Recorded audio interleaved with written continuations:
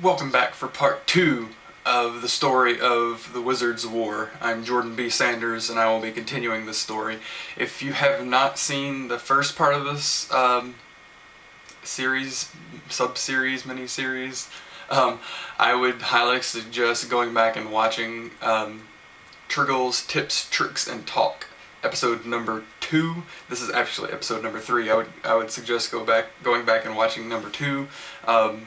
There's a long exposition that is very much needed to understand where we're going from here. So I will put a link somewhere around here for you to click, and you can go back and watch that video if you haven't already. But if you have, welcome, and I'll just continue the story here. So the end of the last video, I was explaining how Daykelm was really trying to build up this sort of ragtag army to take on the wizards, the evil wizards. So he needs trained soldiers, and he doesn't have trained soldiers. He has some, the remnants of the army. They weren't completely obliterated, but they are much lower in numbers. Certainly not enough to take on the wizards. So he really relies a lot on word of mouth for the people living really outside of the towns, sort of in the rural areas, and the message spreads because people are really in fear of what these wizards might do. Nobody knows what their intentions are. They certainly have the power to basically spread out and increase their dominion beyond the borders of Daileroeth. So a lot of people want to stop that. So he uses word of mouth to start building up an army, and the closest kingdom to Daileroeth is another kingdom called Gardena, and pretty much Daykelm knows that if he can't get other trained warriors, and possibly even other trained wizards to help him, that there's no way that he's going to be able to stop TRYGIL and his kind of band of minions. So he takes it upon himself and several of his highest ranking knights below him, again in the hierarchy, and while the others try to gather an army and train them, these few men, it's probably about a handful of them, half a dozen or so, take out towards Gardena, which it's a long ride by horse. So they try to get there as quickly as they can, and that's sort of the song Journey to Gardena. That's what that's about them actually trying to get to the kingdom of Gardena. And Gardena is a kingdom that is it's on a shore next to a very large sea. So Daykelm makes it to Gardena, and he basically sees the king of Gardena, is King Sigmund, as his only hope for being able to amass enough of an army to do something to the wizards, to make some sort of stand. And he makes this case to the king because Sigmund has a very vested interest in the wizards coming out of power as well, because if they're so unstable as to just flip out and murder a king to take over a kingdom, what's to stop them from trying to do that with the next kingdom that they come in contact with? So Daykelm sells it to King Sigmund as something that's in his best interest to help out with, and obviously Sigmund is a wise king. He understands this, and but he also knows more about the whole story than what Daykelm does. Being a king gives you privileged knowledge that you would not necessarily otherwise have, and part of that knowledge is about sort of mystical or magical objects that the general population may not know about, and what their uses are, where their locations are, things like that. And he knows of such an object that it's effective. And this is, I hate to make this comparison because I know there are better comparisons, but this is probably the most ubiquitous one where everybody would understand. There is one artifact that is basically like kryptonite to mage folk, and it's called the Holy Emerald. And the thing about these are actually natural artifacts, and it's just hearsay, a lot of this stuff. So Sigmund has knowledge of it only through hearsay. But he fully believes that this jewel basically exists somewhere, and he knows of legend that tells of where it is. But he's never seen it himself. But he knows that that's pretty much the only way that they're going to be able to stop the wizards, because they have so much power that you're going to have to fight their magic with some other sort of magic, which this jewel has some sort of magic, or at least some sort of anti-magic to it, which I guess would be some sort of magic. So this the Holy Emerald, it's actually said to be buried in a cave inside a forest that's actually to the south of Gardena, and the forest is called the Forest of Ancients. It's actually sort of a an area that is off limits to people, or at least they've made it off limits to themselves because of all of the horrible things that they've heard about. Not just specifically the cave that this jewel is said to be in, but also the forest itself. And so the forest is so dense that there's no way you could just like march in there with an army and be able to just like brute force take this jewel. So Daghelm is basically in a position where he and his fellow knights that he brought from Dyle Roeth are in such a dire straits that they're like, this may be our only chance. We have to do it. Even if it's a suicide mission, we really have to do it. And so they travel to the Forest of Ancients. They battle through it. They make it to this cave, and all kinds of bloodshed. A couple of his knights die in the process. But they actually obtain the Holy Emerald. And the lyrics aren't very verbose in this area. They're not very descriptive about how that happens, but it certainly says, "This is a quest for the throne," is the song. They actually obtain the emerald. So after Daghelm and his group return to Gardena with the Holy Emerald, they see that Gardena is actually in flames. The entire castle is burned down. The town itself is just everything's on fire. It's been ransacked. Obviously, the wizards, they got tired of people trying to test their authority, and took it out on Gardena. So when they come back, they find that the worst has happened, is that King Sigmund has died as well as a result of these attacks. So that really has obviously the people of Gardena down, but that really puts a big, even bigger, if you can imagine, dent into the hopes of Daghelm trying to take back Dyle Roeth. So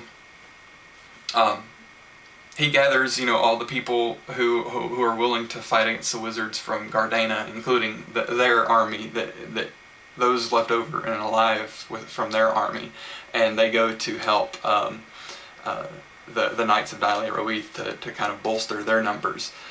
Then the next song, it's kind of odd if you look at the lyrics and you try to decipher what's going on, because the next song seems to have it's Turning the Tides. It seems to take place much later than Quest for the Throne, and it does, but basically, Quest for the Throne, that song, it's one song, it goes by really quickly, but the tasks that are accomplished in that song take a while to actually, to accomplish. So during that time, the other knights that were left at Daily Ruith trying to gather around and build up this army and train them, they've been trying to defend themselves, or actually, sort of guerrilla attacks on the wizards. They're trying to do things like just, see how if they can penetrate any sort of barriers that the wizards have put up toward, like the castle at Daily Ruith, things like that. They're just basically testing their abilities, and it's not going well. It's going worse than they even imagined. People are dying just because they're attempting to, break into a castle or something, because the wizards have like all of these traps set up because they know that they're going to be attacked. So by that time, this song actually reveals another thing, is that that there's prophecy that speaks not only about the Holy Emerald, but about this sort of mystical person who, when the time is right, or when the need is so great and things are so dire, that he will actually appear. He's sort of like some patron guardian of Daily Ruith in their lore, their own lore. And he's sort of a mystical, magical entity. Nobody really knows much about him, and his name's Drogo Simar, and that's basically he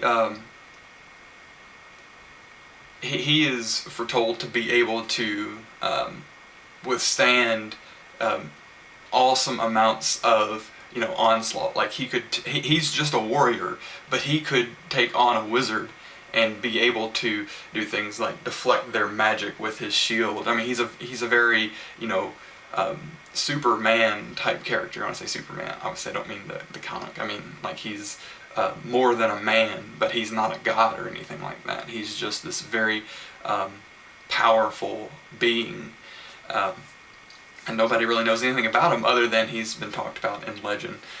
So it turns out that he shows up and starts helping the army train, and sort of helps with some of these guerrilla attacks, and obviously he's successful, and because he's basically this guy that you're not going to stop him. I mean, he's just going to make it happen.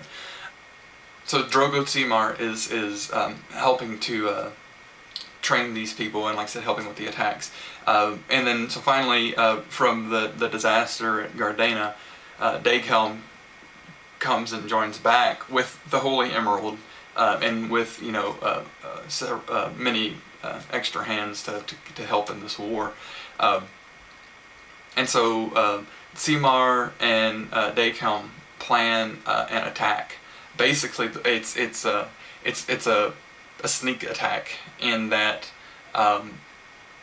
Simar is going to lead all of the army, everybody that they have assembled, on a direct attack to the castle of Daily Ruith.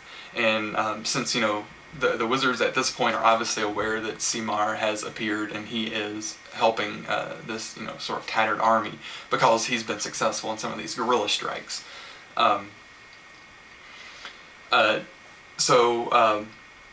The hope is to draw all of the wizards' attention on this huge mass led by this nigh on invincible figure, so that they will, focus all their attention on protecting themselves from this group. And while that happens, they're going to Dakehelm is going to try to sneak into the castle unnoticed and try to assassinate Trygil. And the hope is that with Trygil dead, that will break enough of the wizard's power for them to for Simar to be able to break through the castle, storm, and just basically take it over. So kind of like a two-pronged attack. that's what happens as Dakelm sneaks into the castle, and this is the song, the final battle cry, and but something actually odd happens when Dakelm confronts Trigil. It's not like just an assassination. Trigil actually, and this is something that is definitely not said explicitly in the lyrics at all, and this is just pure extra story coming out of my brain. I mean, this has been fleshed out before, but so Trigil notices Dakelm, and then so they have a fight. I mean, but this doesn't make sense to Dakelm. He should, if Trigil knows he's there, he should pretty much be dead because Trigil's that powerful of a wizard. But they have a battle, and I guess Dakelm's assumption is that just with Simar being present, that he's drawing power from Simar, because that's kind of part of the lore too, is that not only is Simar so powerful and can do so much himself, he has this aura about him, and not just like a localized aura. It's just like anybody that he is trying to help gets some of his power and is more than what they would be without him. So that's what Dakelm attributes to his ability to sort of deflect Trigil's attacks, and so in the end, Dakelm actually deflects one of Trigil's attacks right back at him. I mean, it's like this sort of like a fireball, not exactly, but that sort of thing, some sort of like projectile magic, and he uses his own sword, kind of like the Jedi thing where you blast her, but more epic than that. So he deflects that back to Trigil, and Trigil gets engulfed in it. And the thing is, once Trigil gets engulfed in it, it's like it amplifies it, and so the castle begins to be engulfed in it. And so Dakelm sees this, and he just gets right out of the castle and runs straight out. And so the takeaway is that it killed Trigil and basically all of the wizards in the castle. Which is where they all reside anyway, because they serve the kingdom directly. The studied wizards serve the kingdom directly, versus the non-studied mage folk, just the plain mage folk. They more serve the general population. So and then the end of the story is that Dakelm is basically the crown is thrust upon him, because he has seen that it's his will that's helped make all of this happen. That he is the champion of the people, so he becomes the king of Dyle Roeth, and the power that Simar has imparted to all of these people, they respect him so much for that he is chosen to rebuild Gardena and be the new king of Gardena. Which that's pretty much where it ends. That's how the voiceover at the end leaves it, and then it does or so they thought about the peaceful, prosperous time. So that's how it goes. They rebuild Gardena from the ashes, and the two kingdoms seem to be at peace. The mage folk all the wizards are gone from Dyle Roeth, because, like I said, they were all in the castle anyway, and the castle is all consumed by this magic that took Trigil at the end.